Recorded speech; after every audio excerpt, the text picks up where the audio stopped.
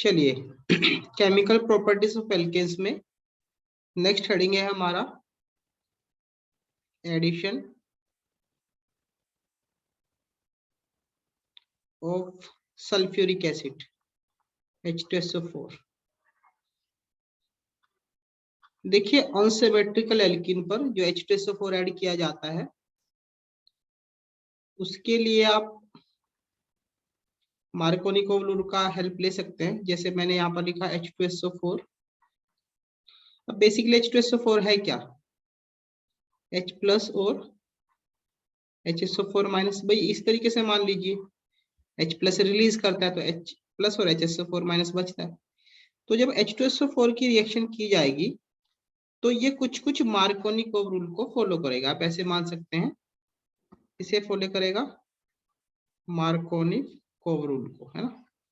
Markovnikov rule में क्या कहा था कि हाइड्रोजन वहां पर कनेक्ट होगा जहां पर ज्यादा हाइड्रोजन है, और जो निगेटिव पोर्शन होगा वो वहां पर कनेक्टेड होगा वहां जहां पर कम हाइड्रोजन है। तो ऐसा कुछ बताया गया था। तो क्या हो जाएगा, CH3 CH single bond CH2 के साथ क्या आ जाएगा, हाइड्रोजन कनेक्ट हो जाएगा तो ये CH3। अब देखो इसे मैं थोड़ा सा आपको स्ट्रक्चर इसका ओपन करके दिखा देता हूँ H2SO4 का। ये है H2SO4 का ओपन स्ट्रक्चर, है ना।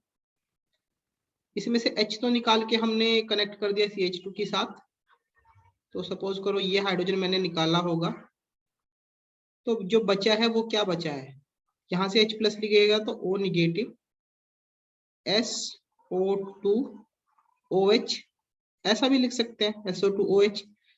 तो ये निगेटिव OSO2OH, तो ये निगेटिव यहाँ पे आप ऐसे कनेक्ट कर दीजिए OSO2OH। इस तरीके से ये आपका एडिशन रिएक्शन हो जाएगा। तो जब भी आप H2SO4 ऐड करेंगे तो बस थोड़ा ध्यान में रख लेना कि इसे हमें मार्कोनिकोव की तरह ही ऐड करना है, ठीक है। इसके बाद नेक्स्ट है हमारा एडिशन ऑफ वाटर। H2SO4 के बाद नेक्स्ट हेडिंग है हमारा addition of water. Next chemical properties addition of water.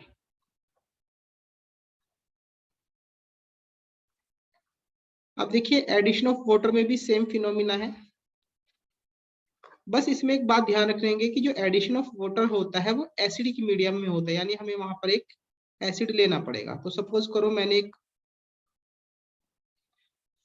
Alkene लिया है, अनसिमेट्रिकल लिया है, क्योंकि जो रूल लगते हैं वो अनसिमेट्रिकल पर ही लगते हैं। एसिड H प्लस यहाँ पर कैटलिस्ट लेंगे। रूल बिल्कुल सिंपल रहेगा, मार्कोनिकोव की तरह ही आपको इसे भी फॉलो करना है। क्या होगा, हाइड्रोजन वहां पर कनेक्टेड होगा जहां पर ज्यादा हाइड्रोजन है, और निगेटिव वाला हिस्सा वहां पर कनेक्ट होगा जहां पर कम हाइड्रोजन है। तो ये हो जाएगा CHOH CH3। तो ये बन जाएगा आपका एल्कोहल, यानी एल्कीन वाटर से रिएक्शन करने पर क्या बनाती है, एल्कोहल।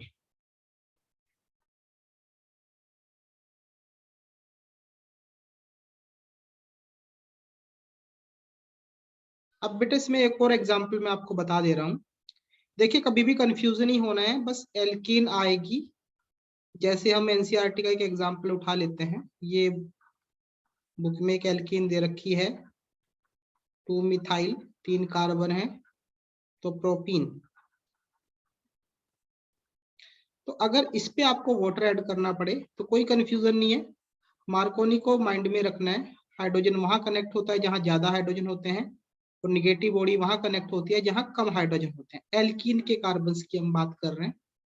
तो यहाँ पर ये OH बन जाएगा, नीचे CH3 है ही ऑलरेडी, और बॉन्ड सिंगल हो जाएगा क्योंकि एडिशन रिएक्शन है। तो ये एल्कोहल के केस में था। अब इसके बाद नेक्स्ट हेडिंग है हमारा, ये हेडिंग काफी इंपॉर्टेंट है, अक्सर एग्जाम में क्वेश्चन आते रहते हैं इससे। अब हमारा है ऑक्सीडेशन ऑफ एल्कीन्स। एल्कीन्स है ना, एल्कीन्स का हम ऑक्सीडेशन कैसे करेंगे, ठीक है। तो इसे भी ध्यान से देखें, ऑक्सीडेशन ऑफ एल्कीन्स। बहुत ध्यान से अच्छे से समझना है, इसे आ जाएगा समझ में। देखिए यहाँ पर दो बातें हैं। सपोज करो मैंने एक एल्कीन लिया, वाटर से रिएक्शन किया, ऑक्सीडेशन करने के लिए यहाँ पर नेसेंट ऑक्सीजन है और डाइल्यूट KMnO4 है हमारे पास, है ना। ध्यान रखना है डाइल्यूट KMnO4 है 273 केल्विन, ठीक है ना। तो देखो आपको करना क्या है कि जो डबल बॉन्ड है उनसे जुड़े जो कार्बन है उनके ऊपर OH लगा देना है, ये डाइओल बन जाएगा 1,2 डाइओल, ठीक है। इसका अगर आप IUPAC बनाओगे तो नाम हो जाएगा इथेन 1,2 डाइओल। ये जो डाइओल बनेगा ये डाइल्यूट KMnO4 के केस में ही बनेगा, ये बात आप अपने माइंड में सेट कर लेना बिल्कुल अच्छे से। अब मान लो कि ये एल्कीन है, सेम रिएक्शन है, ऊपर वाली कंडीशन है,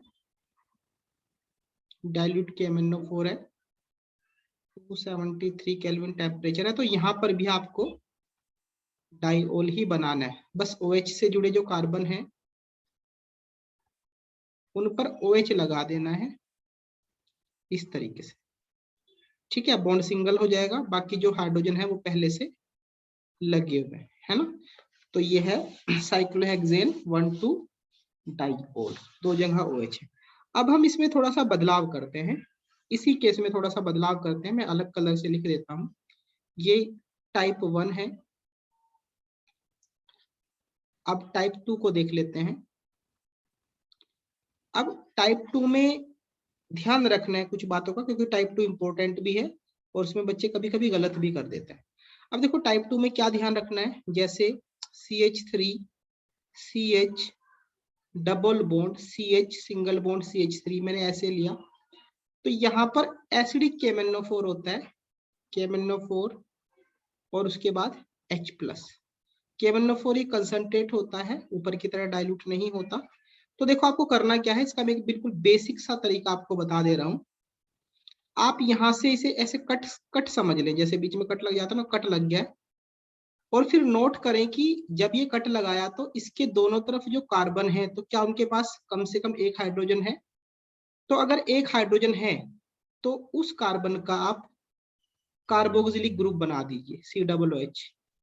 बीच में से बॉन्ड कटा ही है, गायब हुआ है, तो एंड दूसरी तरफ CH है तो उसका भी आप कार्बोक्सिलिक एसिड बना दीजिए।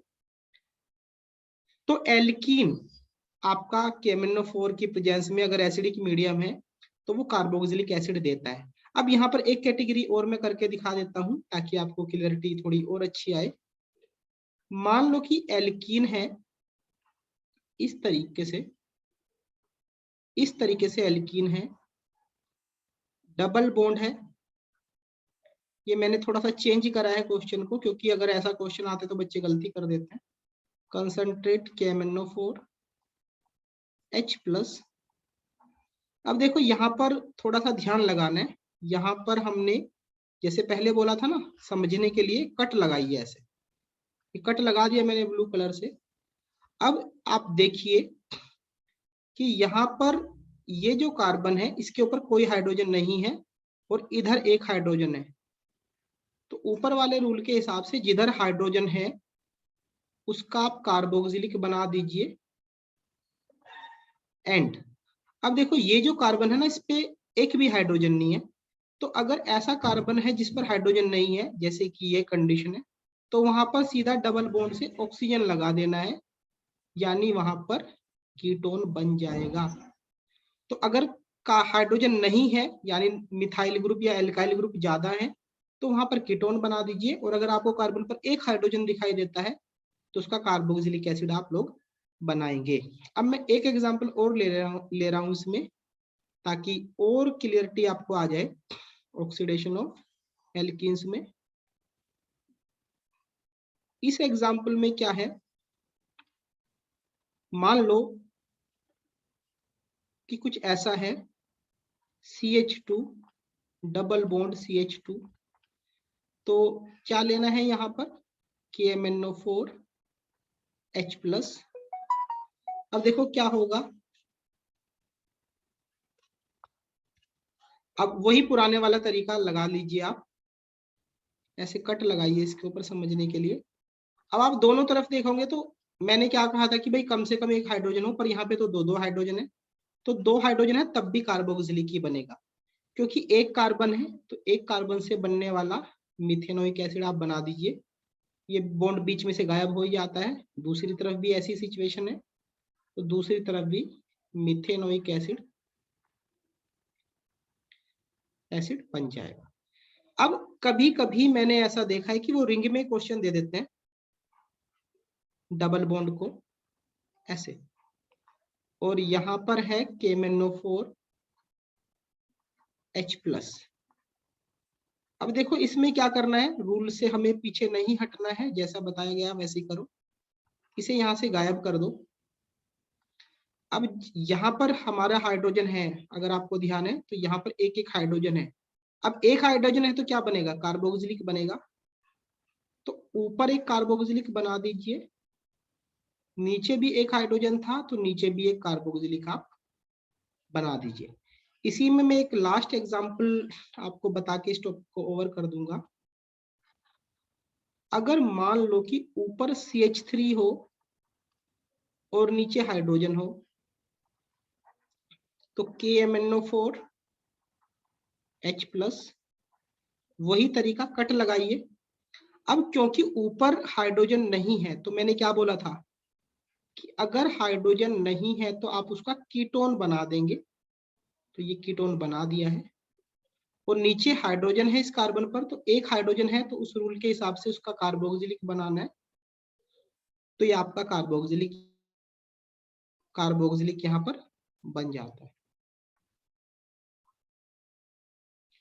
तो देखिए ओजोनोलाइसिस ऑफ एल्केन्स में देखिए ध्यान से देखना है, ये टॉपिक भी बहुत अच्छा है, 12th तक में काम आने वाला है। जैसे हमने एक एल्कीन को लिया, ओजोन से रिएक्शन करना है, तो ध्यान रखना जब भी एल्कीन की ओजोन से रिएक्शन होगी तो सबसे पहले ओजोनाइड बनेगा। कैसे बनेगा मैं बता दे रहा हूँ। देखिए आपको करना क्या है कि जो ये डबल बॉन्ड है हमारा, जो ये डबल बॉन्ड है ना, ये वाला डबल बॉन्ड, इसे गायब करो, इसे गायब कर दीजिए, ट्रिक है लिखने की। तो इसे गायब कर दिया भैया हमने ऐसे, है ना, डबल बॉन्ड गायब। अब 3 ऑक्सीजन है हमारे पास, एक ऑक्सीजन ऊपर लगा दीजिए और 2 ऑक्सीजन नीचे लगा दीजिए, मतलब एक हट टाइप पैटर्न बना दीजिए जिसमें तीनों ओजोन आपकी यूज हो जाए। तो 3 कार्बन है तो इसका नाम हो जाएगा प्रोपीन ओजोनाइड। क्या नाम हो जाएगा इसका, प्रोपीन ओजोनाइड। एक्चुअली में जो ये स्ट्रक्चर है ये ओजोनाइड का स्ट्रक्चर है।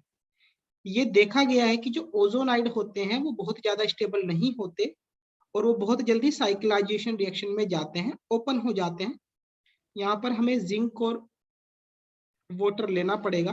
तो देखिए ये रिंग कैसे ब्रेक होती है, बड़े ध्यान से देखना।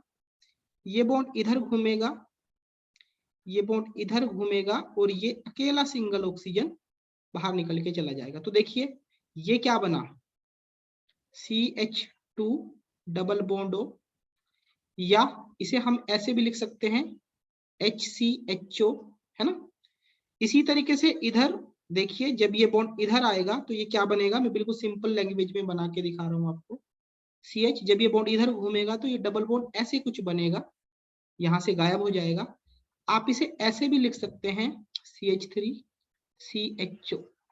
तो ये 2 एल्डिहाइड यहाँ पर बने। इसका एक और छोटा तरीका होता है, मान लो कि एग्जाम में आप नहीं चाहते इतना तामझाम करना और आपको अर्जेंटली आंसर लिखना पड़ जाए, तो अर्जेंटली लिखने का तरीका भी मैं आपको बता दे रहा हूँ। ये ट्रिक मान लो अगर एग्जाम में आता पूरा ही लिखें, पर अर्जेंटली छोटा उसमें लिखना पड़ जाए तो ये सारा इकट्ठा करके आपको दे देंगे एक ही एरो में। तो कुछ नहीं करना है, देखो बिल्कुल सिंपल, कट लगाइए यहाँ पर। कट लगाने के बाद इधर डबल बॉन्ड ऑक्सीजन लगा दीजिए, बॉन्ड हटेगा ही बीच में से, और CH2 कट लगाया तो इधर भी एक ऑक्सीजन इधर लगा दीजिए। कहने का मतलब एक ऑक्सीजन लेफ्ट हैंड साइड में लगा दीजिए, एक राइट में, और बीच में सेपरेट कर दीजिए दोनों बॉडी को। तो ये आंसर आपके बन जाते हैं। मैं 1-2 एग्जाम्पल और लेके आपको दिखा दे रहा हूँ क्योंकि ये काफी वैल्यूएबल है, 12th में भी काम आता है। तो मैं 1-2 एग्जाम्पल से और समझा दे रहा हूँ। देखिए मान लो कि साइक्लिक स्ट्रक्चर में आ जाए, ओजोन से रिएक्शन करना है, कोई कंफ्यूजन नहीं करना है। जैसा कि बताया गया था, बीच में से डबल बॉन्ड को हटा दो। तो देखो बीच में से डबल बॉन्ड हटा दिया। क्या समझाया था आपको कि जो ये डबल बॉन्ड है, सॉरी एक मिनट, जो ये डबल बॉन्ड है इसे हटा दो। तो हमने हटा दिया, बिल्कुल गायब कर दिया। और क्या बोला था कि एक तरफ एक ऑक्सीजन लेके आएंगे ऐसे, और दूसरी तरफ 2 ऑक्सीजन लेके आएंगे। पिछले वाले में भी हमने सेम किया था। तो ये हमारा बन जाता है ओजोनाइड। अब जब ये ओजोनाइड फर्दर रिएक्शन करता है, किससे करता है, Zn प्लस वाटर। तो क्या कहा था कि साइक्लाइजेशन होगा, ये इधर आएगा, ये इधर आएगा, और ये ऑक्सीजन नेसेंट बाहर चला जाएगा। तो देखो ये रिंग ओपन हो जाएगी। कैसे हुआ है, ये बॉन्ड इधर आया तो डबल बॉन्ड ऑक्सीजन है ना, ये बॉन्ड इधर आया तो यहां से गायब हुआ। अब जब ये इधर आएगा तो यहाँ पे भी क्या बन जाएगा, डबल बॉन्ड बन जाएगा, है ना। थोड़ा सुंदर नहीं लग रहा, पर प्रोडक्ट बिल्कुल ठीक है, कोई दिक्कत नहीं है। एग्जाम में इसे अगर आपको लिखना हो तो आपको ऐसे लिख के आना चाहिए, बातें की है ना, इस तरीके से लिख सकते हैं। अगर डायरेक्ट लिखना पड़ जाए तो मैंने डायरेक्ट का भी तरीका आपको पहले भी बताया था, उसे रिपीट भी कर देता हूं। O3 Zn और H2O। तो डायरेक्ट में भी सिंपल है बिल्कुल, सबसे आसान तो डायरेक्ट ही है। ऐसे कट लगा दो,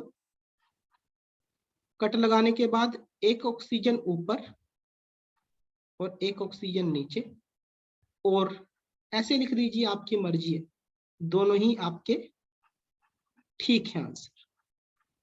ठीक है, तो यहाँ पर ये क्या बन जा रहे हैं, आपके एल्डिहाइड बन जाते हैं। अगर ये सब्स्टिट्यूटेड होता, मान लो कि यहाँ पर CH3 लगा होता, चलो मैं ऐसा कर देता हूँ, एक तरफ मैंने CH3 लगा दिया, एक तरफ नहीं लगाया, सेम रिएजेंट मुझे डालने हैं। तो देखो ऊपर तो हाइड्रोजन नहीं है, तो ऊपर बना दीजिए कीटोन, ऐसे कीटोन ही बनेगा, कोई रास्ता नहीं है। नीचे हाइड्रोजन है तो ऑक्सीजन और एक ये हाइड्रोजन यहाँ पर ऐसे लगा दीजिए, तो नीचे वाला एल्डिहाइड बन गया। तो इस तरीके से आप ओजोनोलाइसिस कर सकते हैं। इसके बाद लास्ट है इसके अंदर हमारा, लास्ट केमिकल प्रॉपर्टी है पॉलीमराइजेशन। तो इसे भी देख लेते हैं, फिनिश हो जाएगी इसकी केमिकल प्रॉपर्टीज। तो नेक्स्ट है हमारा पॉलीमराइजेशन ऑफ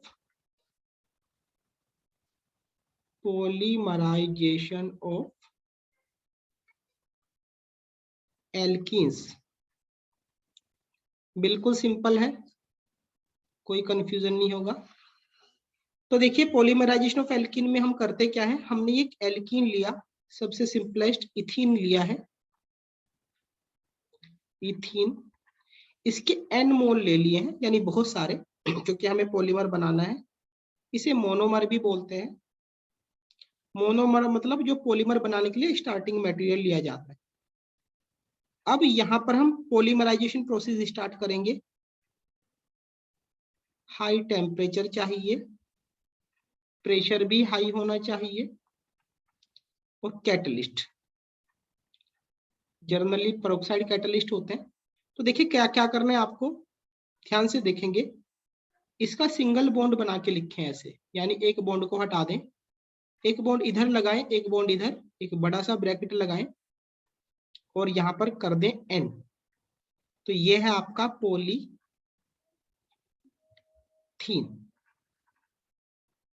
ठीक है, पॉलीथीन है। मैं थोड़ा सा आपको बता देता हूँ कि ये बन कैसे रहा है। एक्चुअली में जब हम n नंबर ऑफ मोल लेते हैं, थोड़ा सा इसे समझ लीजिए कि बना कैसे। तो n तो मैं लिख नहीं सकता, पर मैं यहाँ पे 2-3 सेलेक्टेड लिख देता हूँ, ताकि मैं आपको बता पाऊँ कि ये हुआ कैसे। अब पेरोक्साइड कैटलिस्ट है, तो ये पेरोक्साइड की प्रेजेंस में देखा गया कि जो ये डबल बॉन्ड है ये फ्री रेडिकली टूटता है, इस तरीके से टूट जाता है, ये कैटलिस्ट भी है। तो जब ये इधर भी यही है सारे के सारे मॉलिक्यूल्स, और इधर भी ये लीनियरली कंबाइंड होंगे, तो जब ये टूटेगा तो CH2 रेडिकल CH2 रेडिकल, इधर भी CH2 radical, CH2 radical, CH2 radical, CH2 radical, ऐसे बॉन्ड बचेगा सिंगल। अब ये रेडिकल बराबर में किसी से कनेक्ट होगा, ये रेडिकल इससे कनेक्ट हो जाएगा, ये रेडिकल इससे कनेक्ट हो जाएगा, और क्योंकि पूरी चेन में रेडिकलाइजेशन चल रहा है तो ये रेडिकल किसी बराबर वाले से कनेक्ट होगा। तो मैं इसे सिंपली क्या लिख सकता हूं भाई, ये किसी से कनेक्ट होगा तो बॉन्ड बनेगा। अब यहाँ पर क्या है, CH2 सिंगल बॉन्ड CH2, ये इससे कनेक्ट हो जाएगा CH2 सिंगल बॉन्ड CH2, ये इससे कनेक्ट हो जाएगा CH2 CH2। अब ये बराबर में चेन पूरी चल रही है तो ये पूरा बड़ा हम मान लेते हैं कि चलो n तक चलेगी, डिपेंड करेगा कि n की वैल्यू कितनी है। तो ये पूरा बड़ा मैक्रोमोलिक्यूल बन जाता है जिसे हम पॉलीमर कहते हैं, ठीक है। और इस प्रोसेस को बोलते हैं पॉलीमराइजेशन। एक और एग्जांपल मैं आपको करके दिखा देता हूं और उसके बाद आपको पॉलीमराइजेशन करने में कोई परेशानी नहीं आएगी। 12th क्लास में एक पूरा चैप्टर ही पॉलीमराइजेशन का आपको पढ़ने के लिए मिलने वाला है, तो और क्लियरिटी वहां पर आ जाएगी। यहाँ पे छोटा ही टॉपिक दे रखा है तो उसी हिसाब से मैं 11th क्लास के हिसाब से इसे बता रहा हूँ। मान लो कि ये एल्कीन है, बिल्कुल ऊपर वाली ही कंडीशन लेनी है सारी की सारी। अब देखो ऊपर हाइड्रोजन हटा के ये CH3 ग्रुप ले रखा है, तो आप इस ग्रुप से ना बच्चे कभी कभी कंफ्यूजन हो जाते हैं, तो आप कंफ्यूजन नहीं होना, ये समझो कि हाइड्रोजन ही है। तो बस इसे एक साइड में रख दो, नीचे ऐसे नीचे रख दो, इसे साइड में नीचे लगा दो। डबल बॉन्ड को सिंगल बना दो, जैसे कि मैंने ऊपर कहा था कि एक बॉन्ड इधर लगाओ और एक बॉन्ड इधर लगाओ और कर दो N, ठीक है। तो 3 कार्बन की चेन थी स्टार्टिंग में मोनोमर में, तो इससे जो प्रोपीन था ये, तो प्रोपीन से बना पॉली प्रोपीन। तो इस तरीके से आपका पॉलीमराइजेशन भी यहाँ पर पूरा होता है। इसी के साथ केमिकल प्रॉपर्टी एल्कीन यहाँ पर समाप्त हो जाती है।